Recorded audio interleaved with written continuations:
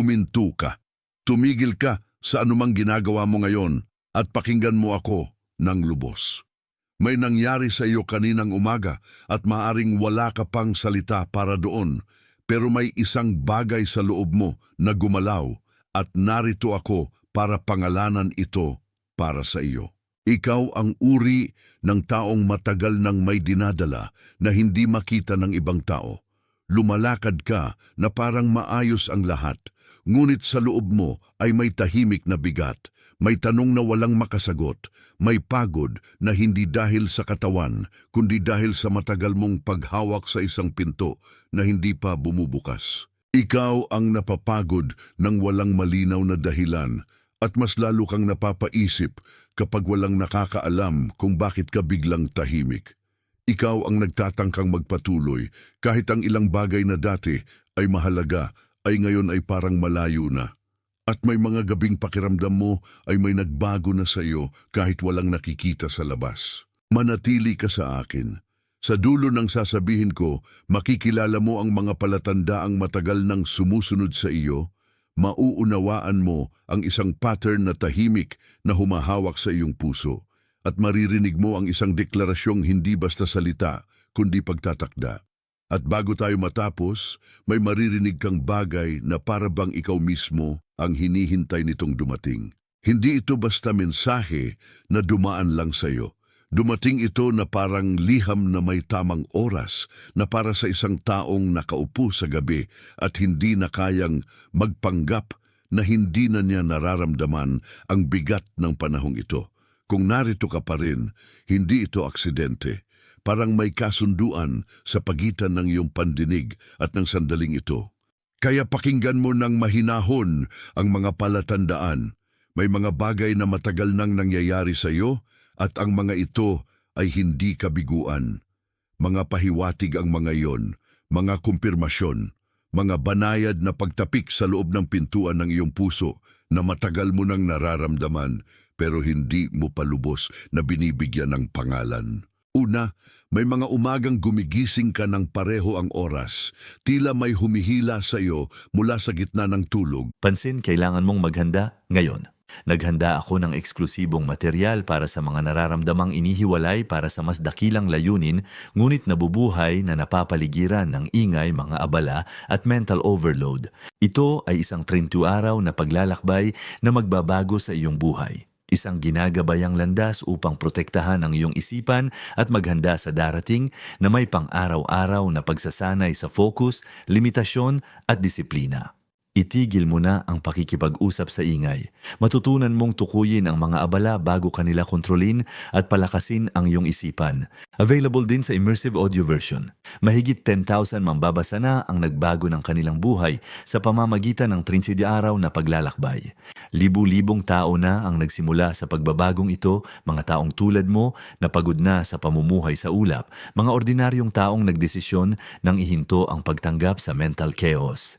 Samantalahin ang limitadong panahon na alok na ito sa buwan lamang na ito. I-access ang iyong link sa ibaba mismo sa itaas ng mga komento. At kahit subukan mong kalimutan iyon, bumabalik at bumabalik pa rin ang pakiramdam na may gustong iparating sa iyo ang katahimikan. Hindi iyon karaniwang pagkabalisa, parang may muling inaayos sa loob mo. Pangalawa, may mga sandaling biglang bumabagsak ang damdamin mo nang walang malinaw na dahilan. Isang saglit ka lang ay maayos at sa susunod ay parang may lumang lungkot na dumaan sa dibdib mo na hindi mo maalalang pinasok. Hindi iyon kahinaan. Iyan ang katawan at espiritu na sabay na nagsasabing may binibitawan kang matagal mo nang dala. Pangatlo, may mga usapan na dati ay akala mo ay totoo, pero ngayon ay parang manipis na lamang. Mga salita ng tao, mga pangako, mga dating paliwanag, parang hindi na kasya sa lalim ng buhay na nasa harap mo na ngayon. Hindi dahil naging mapanghusga ka, kundi dahil nagbago ang iyong panloob na pandinig. Pang-apat, may mga bilang, may mga pag-uulit, may mga magkakatulad na paglitaw na hindi mo na maipaliwanag ng basta-basta. Lumalabas ang parehong bilang sa mga resibo, sa orasan, sa mga pahina, sa mga mensahe, At sa mga pagkakataong hindi naman dapat nagtatagpo. Hindi ito laro ng isip, isa itong pagbangon ng pansin, isa itong pamilyar na pagkatok. At ang ibig sabihin ng lahat ng iyan ay hindi problema. Kumpirmasyon ng mga iyan. Ang pagod mo ay hindi laging pagkasira, minsan ito ay pagsasaayos. Ang layo mo sa ilang tao ay hindi palaging pagkawala, minsan ito ay pag-aayon. Ang biglang tahimik na loob mo ay hindi kawalan. Minsan ito ay paglapit sa isang katotohanang ayaw ng magsinungaling. Huminga ka ng dahan-dahan at hayaang lumapag ang lahat ng iyon sa loob mo. Huwag mo munang ipagtabuyan ang nararamdaman mo. Hayaan mong makuha ng iyong puso ang sarili nitong bigat dahil ang susunod na sasabihin ko ay para sa mga taong naramdaman ang lahat ng iyan at hindi pa rin alam kung bakit. Kung may isa man sa mga palatandaang iyon na tumama sa iyo, kung may isa mang sandali na parang may kumapit sa loob mo habang naririnig mo ito, itype mo ang bilang na 888 sa mga komento. Ang mga daliri mong magta-type ng mga bilang na iyon ay ang tahimik mong pagsang-ayon. Iyan ang pinakasimpleng pagpayag, pero totoo iyon. I-type mo ang 888 at pagkatapos ay bumalik ka agad sa akin. Dahil sa ilalim ng mga palatandaang iyon ay may isang pattern, isang ugali, isang tahimik na mekanismo na matagal mo nang pinapatakbo nang hindi mo namamalayan. At ito ang dahilan kung bakit may mga bagay na parang laging halos abot kamay, ngunit hindi ganap na dumadapo sa iyo. Ang pattern na iyon ay ang paghawak mo sa mga bagay na dapat sana ay pinapakawalan mo na. Ang pattern na iyon ay ang patuloy na pagtulak mo sa isang pinto na hindi na para buksan sa dating paraan. Ang pattern na iyon ay ang paniniwala mong kung mas hihigpitan mo pa, kung mas sisipagan mo pa, kung mas tatagalan mo pa, darating din ang himala. At ang totoo, may mga pagkakataong hindi puwersa ang kailangan, kundi pagpayag. Dito ka madalas napapagod, hindi lang dahil mahirap ang buhay mo, kundi dahil matagal kang nakikipag-usap sa isang direksyong matagal nang hindi sumasagot sa parehong wika.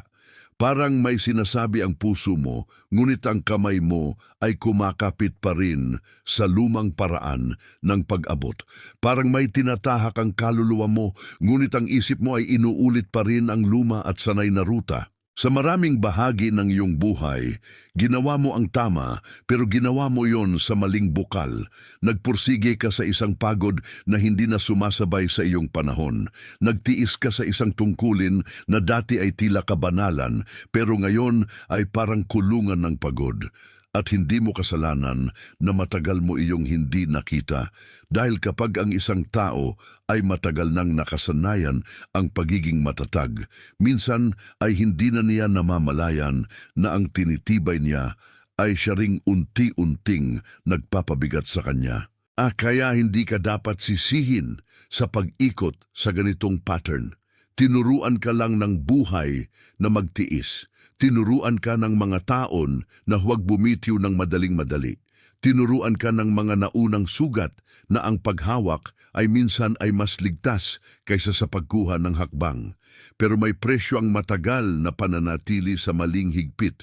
Nawawala ang hininga, kumakapal ang loob, nagiging bihasa ka sa pagdadala ng hindi mo na dapat pasan. At may mas malalim pa roon. Sapagkat ang pattern na ito ay hindi lang basta naging ugali. Naisabuhay ito sa iyo ng matagal at may ugat itong mas luma kaysa sa inaakala mo. Kaya huwag ka munang huminto rito. Dahil ang susunod na larawan ang magpapaliwanag kung bakit pakiramdam mo ay may bahagi sa iyo na matagal nang naghihintay na maalala. Isipin mo ang isang lumang hardin na matagal nang hindi pinapasok ng araw, hindi dahil wala itong halaga, kundi dahil may mataas na pader na itinayo sa paligid nito noong unang panahon. Sa loob niyon ay may lupa, may ugat, may mga himaymay ng buhay na hindi namatay, pero matagal na natabunan ng anino. At ikaw ang harding iyon. May isang araw na may nagtanim ng katahimikan sa lupaing iyon. Maaring ito ay takot na namana, maaring ito ay pagod na ipinasa, maaring ito ay salita ng pagdududa na paulit-ulit na sinabi sa iyo hanggang sa matuto kang maniwalang kailangan mong maging maliit para lang manatiling ligtas. At mula noon, hindi na umunlad ang iyong pagtubo sa paraang natural. Naging maingat ito, naging tago, naging sanay sa dilim. Kaya maraming taon kang nabuhay na parang kailangan mong mag-ingat sa sariling liwanag. Kapag may munting pagniningning sa iyo, ibinababa mo. Kapag may malinaw na gusto ang puso mo, pinapahina mo. Kapag may malakas na tawag ang loob mo, hinahadlangan mo ng mga lumang tuntunin na hindi mo na rin maalala kung saan nanggaling. Para kang laging nakatayo sa gilid ng isang pintuang, ikaw naman ang matagal nang nagbabantay. At iyan ang dahilan kung bakit minsan, kahit mabuti ang hangarin mo, pakiramdam mo ay napuputol ang galaw ng buhay bago pa ito dumating sa pusong buo. Hindi dahil may mali sa iyo, kundi dahil may natutulog na bahagi sa loob mo na tinuruan noong una pa man na huwag masyadong umasa. May bahagi sa iyong hardin na sinanay na huwag ilabas ang amoy ng bulaklak, huwag ipakita ang tunay na kulay, huwag buksan ang sarili ng lubos. Ngunit ang hardin ay hindi patay. At iyon ang mahalagang sabihin ko sa iyo, sa ilalim ng lupa may buhay, sa ilalim ng mga tinig na humina may ugat, sa ilalim ng katahimikan may lakas na hindi kailanman nawala, tanging natabunan lamang. At habang pinakikinggan mo ito, may isang bagay sa loob mo na muling nagiging matapang na umasa. Kung ang imaheng iyon ay bumaba sa isang lugar sa loob mo na hindi mo maipaliwanag, kung parang nakita mo ang sariling hardin mo sa likod ng pader, itype mo ang mga salita na ako ay handa sa mga komento. Huwag mo itong tratuhin na pangarap. Tratuhin mo itong pahayag. Ang pagtatype mo niyan ay parang pagbubukas muli ng bakurang matagal nang nakakandado. I-type mo ito at bumalik ka agad sa akin. At kapag bumukas ang bakuran, makikita mo na ang solusyon ay hindi dagdag na pagpuwersa. Hindi ito isa pang listahan ng dapat mong gawin upang patunayan ang sarili mo. Ang solusyon ay pagbabalik. Pagbabalik sa kung sino ka bago mo natutunang paliitin ang iyong tinig, pagbabalik sa ritmo na mas matanda kaysa sa takot. Pagbabalik sa paraan ng pamumuhay na hindi kailangang laging maghabol para lamang maramdaman na karapat-dapat kang tumanggap. Hindi mo kailangang likhain ang karapat-dapat mong tanggapin. Hindi mo kailangang buuin mula sa wala ang kapayapaang para sa iyo na pala noon pa man. Hindi mo kailangang ipunin muna ang lahat ng tama bago ka pahintulutang tumanggap ng pinto na bukas na. Ang kinakailangan mo ay payagan ang sarili mong tumigil sa maling paraan ng paghawak at tanggapin ang paraan ng buhay na mas malambot, mas totoo, mas nakasandig sa biyaya kaysa sa pagpilit. May dalawang simpleng pag-aalaga na maaari mong dalhin, hindi bilang pasanin, kundi bilang tugon. Una, ang tahimik na pagbubukas sa umaga. Sa unang sandali ng gising, huwag mo nang hawakan ang bigat ng araw. Sabihin mo sa loob mo, bago ka magmadali, na tinatanggap mo ang araw na ito nang hindi kailangang ipagtanggol ang iyong puso. Hayaan mong maging unang kilos mo ang pagtanggap, hindi ang paghahabol. Ikalawa, ang pagtingin sa sarili mong anino sa hapon, sa isang sandali ng katahimikan, pangalanan mo kung saan ka napagod, hindi dahil sa trabaho, kundi dahil sa matagal na paghawak sa bagay na matagal nang dapat inihulog. Hindi ito pagsusuri upang sisihin ang sarili, ito ay pag-aalaga upang marinig kung saan ka pa rin kumakapit sa hindi mo na kailangan. At habang ginagawa mo yon, hindi ka nag-iisa sa pag-aalaga sa buhay mong muling inaayos. Ikaw ay inaalagaan na rin ng isang katotohanang matagal nang sumusunod sa iyo. May masusing pagtingin sa bawat bitak ng loob mo, ngunit hindi iyon para husgahan ka. Nandiyan yon para akayin kang tumigil sa pagpilit at magsimulang mag-ingat sa sariling liwanag. Maging mabuti ka sa hardin mo. Maging maamong tagapagbantay ka ng tumutubo sa iyo ngayon.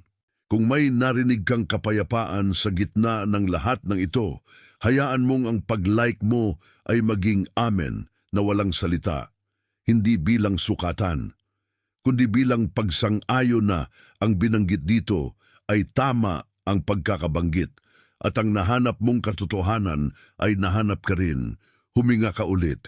Hayaan mong tumigil sandali ang ingay sa isip mo. May ilan sa mga ito na marahil ay matagal nang hinihintay ang sandaling hindi ka na natatakot kilalanin ng totoo. May isang tao sa isip mo ngayon habang naririnig mo ito. Maaring pagod siyang kumilos na parang matatag.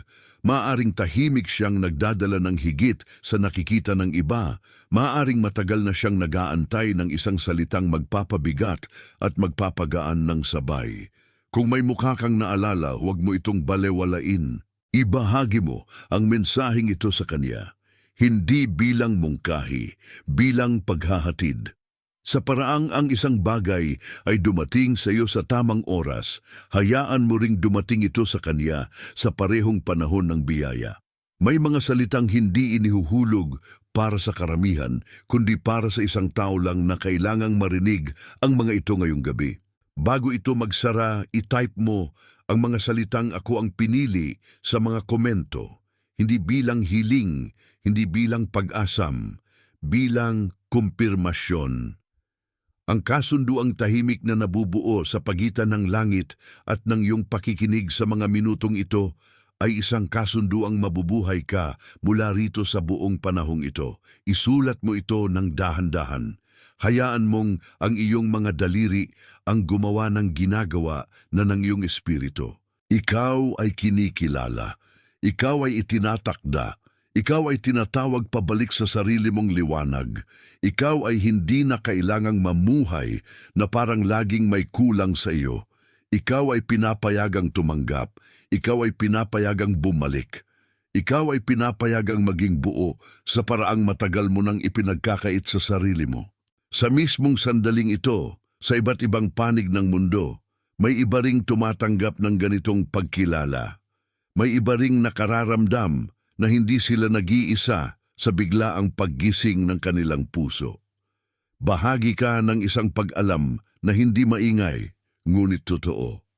At iyon ang dahilan kung bakit ito umabot sa iyo ngayon. Nasil na ito. Ikaw ay kinikilala. Ikaw ay itinatakda. Ikaw ay tinatawag pabalik sa sarili mong liwanag. Ikaw ay hindi na kailangang mamuhay na parang laging may kulang sa iyo. Ikaw ay pinapayagang tumanggap. Ikaw ay pinapayagang bumalik. Ikaw ay pinapayagang maging buo sa paraang matagal mo nang ipinagkakait sa sarili mo. At ngayon, hayaan mong lumalim pa ang sandaling ito dahil ang pagtatakda na dumating sa iyo ay hindi nagtatapos sa pagdinig lamang. Ito ay nagsisimulang magtama sa mga lugar sa loob mo na matagal nang nakikinig ng tahimik. Mga lugar na halos nakalimutan mo nang may karapatan din silang mapahinga. Hindi ka dinala rito upang manatiling nakatayo sa gilid ng iyong sariling buhay. Dinala ka rito upang makita mo na may pinto na matagal nang naghihintay sa iyong paglapit. At ang pinto na iyon ay hindi nakasalalay sa iyong lakas, kundi sa iyong pahintulot. Marami sa iyong pinasan ay nagmumukhang pagkukulang lamang kapag tinitingnan ng mga taong hindi dumaan sa pinagdaanan mo. Ngunit sa loob mo, alam mo ang totoo. Alam mo kung gaano kadalas mong binalikat ang hindi mo dapat binubuhat mag-isa. Alam mo kung ilang beses mong pinilit ng ngumiti habang may tahimik na pagkalito sa loob. Alam mo kung ilang gabing sinabi mo sa sarili mo na bukas na lang hihinga, bukas na lang aamin, bukas na lang magpapahinga at hanggang ngayon ay dala mo pa rin ang parehong pagod na iyon sa parehong dibdib. Pero pakinggan mo ako ngayon. Ang pagod na iyon ay hindi tanda na may mali sa iyong espiritu. Minsan, ito ang huling anyo ng isang lumang pananahimik bago ito tuluyang mabitawan. Minsan, ito ang bigat ng matagal na pananatili sa mga lugar na matagal nang hindi na makapagdulot ng buhay. Minsan, ito ang paalam ng isang lumang paraan ng pamumuhay na matagal mo nang sinubukang panatilihin kahit hindi ka na nito kayang dalhin ng buong buo. Kaya huwag mong supilin ang banayad na paglaya na nararamdaman mo ngayon. Huwag mong sabihing hindi pa ito sapat. Huwag mong sabihing kailangan mo munang maging mas matatag bago ka tumanggap ng kapahingahan. Huwag mong sabihing kailangan mo munang mas maintindihan ang lahat bago ka payagang maniwala.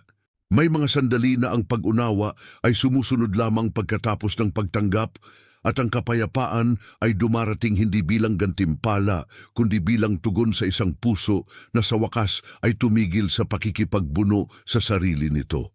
Ikaw ay hinahaplos ng isang katiyakang hindi kailangang sumigaw upang maging totoo. Tahimik itong dumadapo, banayad itong bumababa. At sa loob nito, may isang mensahe na para sa iyo lamang. Hindi mo na kailangang ilihis pa ang iyong sarili mula sa katotohanang matagal mo nang nararamdaman. Hindi mo na kailangang patahimikin ang iyong panloob na pag-alam para lang manatiling komportable sa mga lumang pananaw.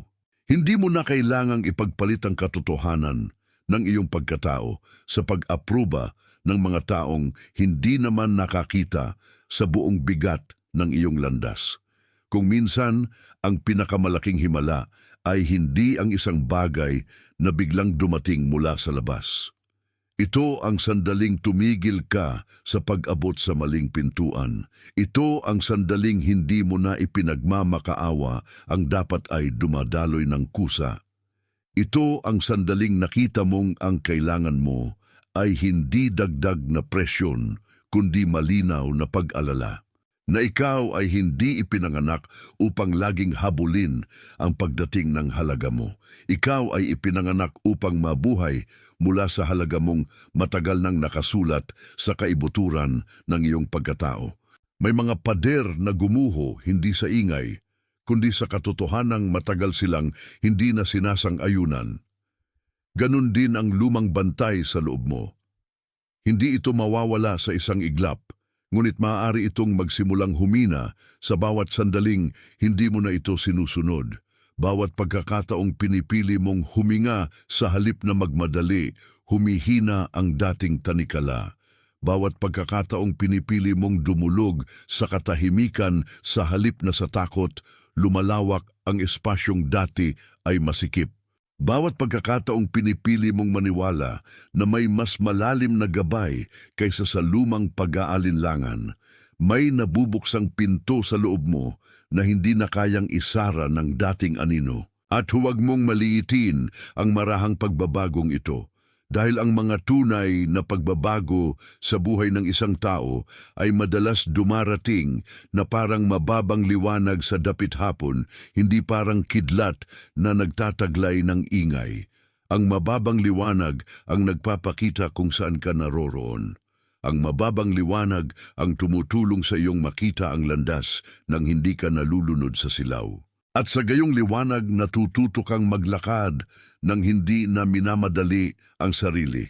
Natututo kang magtiwala sa hakbang na hindi kailangang ipaliwanag sa lahat. Ikaw ay pinapayagan ng umalis sa mga lumang silid ng iyong isipan na paulit-ulit na nagsabing hindi ka pa handa. Ikaw ay pinapayagang iwan ang mga lumang salita na paulit-ulit na bumubulong na kailangan mong maghintay pa. Ikaw ay pinapayagang tawirin ang hangganan ng sariling pagdududa at pumasok sa isang mas tahimik, mas bukas, mas tapat na paraan ng pamumuhay. Hindi ito pagtalikod sa iyong nakaraan. Ito ay paggalang sa mga aral nito nang hindi ka na kinukulong ng mga ito. Sa dahan-dahang paglalim ng sandaling ito, marahil nararamdaman mo na may isang bagay sa loob mo na kumakalas. Hindi marahas, hindi mapanganib, kundi marahan, parang sintas na matagal nang nakatali ng masyadong mahigpit sa paligid ng isang buhay na kailangang huminga. At kapag kumalas ang tali, hindi nawawala ang anyo mo. Mas malinaw mo itong nakikita, mas maluwag kang tumatayo, mas totoo kang naroroon. Ganyan ang ginagawa ng biyaya kapag tinanggap mo ito nang hindi nagmamadali. Hindi ka nito binibigla, hindi ka nito tinutulak, itinutuwid ka nito. Inaayos nito ang pagkakalinya ng loob mo sa paraang hindi mo kayang gawin sa sarili mong paghihigpit. Pinapawi nito ang maling paniniwala na kailangan mong mapagod muna bago ka pahintulutang magpahinga. Tinuturuan ka nitong ang kapahingahan ay hindi gantimpala sa tapang. Minsan, ito ang pinanggagalingan ng tapang. Kaya manatili ka rito ng ilang sandali pa. Huwag mong takasan ang bigat na ngayoy unti-unting nagiging lambot. Huwag mong ipagkamali ang pagluha sa pagkasira dahil may mga luha na hindi pagguho kundi pag-alis ng mga lumang bigat sa dibdib. Huwag mong ipagkamali ang katahimikan sa pagkawala dahil may mga katahimikan na siyang mismong paraan ng langit upang ipakita sa iyo na ikaw ay naririto pa rin, buo pa rin, minamahal pa rin at hindi kailanman iniwan. Kung may katahimikan sa pagitan ng mga salitang ito, hayaan mong iyon ang bumagsak sa pinakailalim ng iyong dibdib. Doon madalas nagsisimula ang pagbabago, hindi sa ingay ng pagsisikap, kundi sa katahimikan ng pagsang-ayon, hindi sa pagpuwersa, kundi sa pagtanggap, hindi sa matigas na paghawak, kundi sa maamong pagbibitiw sa mga bagay na matagal nang hindi para sa iyo. At ngayon, sa loob ng sandaling ito, may isa pang pinto na bumubukas. Hindi mo ito kailangang makita sa mata upang maramdaman ito. Ito ang pinto ng muling pagtitiwala sa iyong sariling pandama. Muli mong mapapansin ang mga pahiwatig. Muli mong mapapansin ang hindi dapat pilitin. Muli mong mapapansin ang lugar kung saan ka tumatahimik, hindi dahil wala kang masabi, kundi dahil sa wakas ay may katotohanang dumadating ng buo at malinaw. Huwag mong madaliin iyon. Pangalagaan mo iyon. Marangal iyon.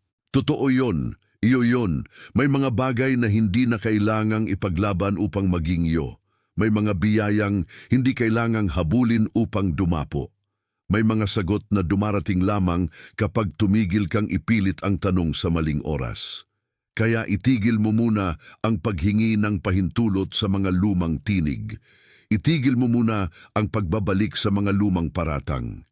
Itigil mo muna ang paglalagay ng sarili mo sa hukuman ng mga takot na matagal nang natapos ang kapangyarihan. Ikaw ay pinawawalan na. Ikaw ay iniingatan na. Ikaw ay pinababalik na sa landas na matagal nang inilaan para sa iyo. At ang landas na ito ay hindi marahas, hindi ito magulo, hindi ito mapanakit. Ito ay malinaw, banayad at may direksyong hindi mo kailangang takasan. Sa paglakad mo rito, matutuklasan mong ang mga bagay na dati ay parang napakalayo, ay unti-unting nagiging malapit, hindi dahil bigla kang naging ibang tao, kundi dahil tumigil ka nang tumakbo palayo sa mismong buhay na nagsisimulang tumawag sa iyo. Minsan, ang pinakamalalim na pagtanggap ay ganito lang kasimple. Narito ka na, narinig mo na, at sapat na ang sandaling ito upang sabihin mong oo. Ikaw ay pinagbabalik sa paraang hindi nakasisigaw, ngunit hindi mapipigil. Ikaw ay pinalalaya sa paraang hindi mo na kailangang ipaliwanag sa lahat. Ikaw ay minamahal sa paraang hindi na humihingi ng permiso sa takot. At habang sinasabi ko ito, isipin mo na ang bawat hininga mo ay isang malambot na pag-oo sa buhay na hindi ka na tinatawag upang mabuhay sa kulungan ng dati mong takot. Maging mapagbigay ka sa sarili mo ngayon. Huwag mong ipagkait ang kapahingahan na matagal nang hinihingi ng katawan mo. Huwag mong ipagkait ang katahimikang matagal nang hinihingi ng puso mo. Huwag mong ipagkait ang pag-asa na matagal nang hinihingi ng kaluluwa mo. Ang lahat ng ito ay hindi luho. Ang mga ito ang mga daang bato pabalik sa iyong kabuuan. Kapag inalagaan mo ang mga ito, hindi mo sinasayang ang oras mo. Ibinabalik mo ang sarili mo sa tamang sentro. At ngayon ay pakinggan mo ang huling pag-ukit ng katotohanan ito sa loob mo. Hindi ka na nakatali sa lumang paniniwalang kailangan mong mawala muna ang sarili mo bago ka tanggapin. Hindi ka na nakatali sa ideyang ang halaga mo ay kailangang pagtrabahuan hanggang mapagod ka. Hindi ka na nakatali sa takot na ang bukas ay kapareho lang ng kahapon. Ang bukas ay maaaring iba. At ang kaibahan na yon ay nagsisimula ngayon sa sandaling tumigil kang magsinungaling sa sarili mo tungkol sa kung ano talaga ang nararamdaman mo. Kaya ilagay mo ang kamay mo sa katahimikan ng iyong sariling puso kung kailangan mo. Sabihin mo sa loob mo na handa ka ng lumipad ng hindi nalilimutan ng ugat. Sabihin mo na handa ka ng tumanggap ng hindi na nagtatago. Sabihin mo na handa ka ng mabuhay nang hindi na pinapaliit ang iyong liwanag para lamang maging komportable ang mga aninong naiwan sa paligid mo. Ang iyong liwanag ay hindi kailangang humingi ng paumanhin sa kanyang pagdating. At kung may naroon pa ring takot, hayaan mo itong maupo ng tahimik habang ikaw ay nagpapatuloy. Hindi lahat ng takot ay kailangang lumabanan ng marahas. Ang ilan ay basta nalalampasan kapag tumigil ka nang sundan sila. Ang ilan ay kusang humihina kapag pinili mong huwag na silang gawing sentro. Ikaw ay mas malawak kaysa sa pinakamasikip mong pag-aalinlangan. Ikaw ay mas matatag kaysa sa pinakamahabang gabi mo. Ikaw ay mas malapit sa biyaya kaysa sa inaakala mo. Sa gayon, isa kang taong dahan-dahang bumabalik sa sariling tahanan, hindi sa bahay na gawa sa dingding, kundi sa loob na marunong ng manahimik ng hindi natatakot, sa loob na marunong ng tumanggap ng hindi nahihiya, sa loob na marunong ng sumagot ng oo kapag ang buhay ay dahan-dahang kumakatok at nagsasabing narito na ang sandali mo, narito na ang pagdating mo. At ngayon, bago tuluyang magsara ang sandaling ito, hayaan mong ang iyong puso ay umabot sa pinakasimple nitong katotohanan. Ikaw ay hindi nawawala. Ikaw ay umuuwi. Ikaw ay hindi nahuhuli. Ikaw ay tumitindig. Ikaw ay hindi pinabayaan. Ikaw ay ginagabayan. Ikaw ay hindi kulang. Ikaw ay hinuhubog para sa mas malinaw na pagtanggap ng iyong sariling liwanag. Ikaw ay pinili. Ikaw ay inaalala. Ikaw ay pinalalaya. Ikaw ay kinikilala. Ikaw ay buo na sa paraang hindi na kayang baliin ng lumang takot. Ikaw ay nararapat sa kapahingahan na dumadating sa tamang oras. Ikaw ay nararapat sa pagbubukas na hindi mo kailangang ipilit. Ikaw ay nararapat sa biyayang ito na marahang bumababa at hindi na umaalis. At kung ngayon ay may isang tao kang naalala, isang taong pagod na magkunwari, isang taong tahimik na umiikot sa parehong hirap, isang taong may matatag na mukha, ngunit magaan ang luha sa loob. Huwag mong ipagkait sa kanya ang mensaheng ito. Hindi siya kailangan ng paliwanag, kailangan niya ng pag-abot, kailangan niya ng pinto, kailangan niya ng isang paalala na may lugar pa para sa kanya sa biyayang hindi na uubos. At narito ka na ngayon, saksi sa isang sandali na hindi basta lumilipad. Ito ay bumababa. Ito ay nakararating. Ito ay nananatili. Kaya tanggapin mo ito nang hindi nanginginig sa takot, kundi humihinga sa kapayapaan. Tanggapin mo ito nang hindi nagmamadali, kundi ng buong puso. Tanggapin mo ito na parang isang liham na sa wakas ay natanggap mo sa mismong oras na kailangan mo itong mabasa. Na seal na ito. Pansin, kailangan mong maghanda ngayon. Naghanda ako ng eksklusibong material para sa mga nararamdamang inihiwalay para sa mas dakilang layunin, ngunit nabubuhay na napapaligiran ng ingay, mga abala at mental overload. Ito ay isang 32 araw na paglalakbay na magbabago sa iyong buhay. Isang ginagabayang landas upang protektahan ang iyong isipan at maghanda sa darating na may pang-araw-araw na pagsasanay sa focus, limitasyon at disiplina. Itigil mo na ang pakikipag-usap sa ingay. Matutunan mong tukuyin ang mga abala bago kanila kontrolin at palakasin ang iyong isipan. Available din sa immersive audio version. Mahigit 10,000 mambabasa na ang nagbago ng kanilang buhay sa pamamagitan ng 30 araw na paglalakbay. Libu-libong tao na ang nagsimula sa pagbabagong ito, mga taong tulad mo na pagod na sa pamumuhay sa ulap, mga ordinaryong taong nagdesisyon nang ihinto ang pagtanggap sa mental chaos. Samantalahin ang limitadong panahon na alok na ito sa buwan lamang na ito. I-access ang iyong link sa ibaba mismo sa itaas ng mga komento.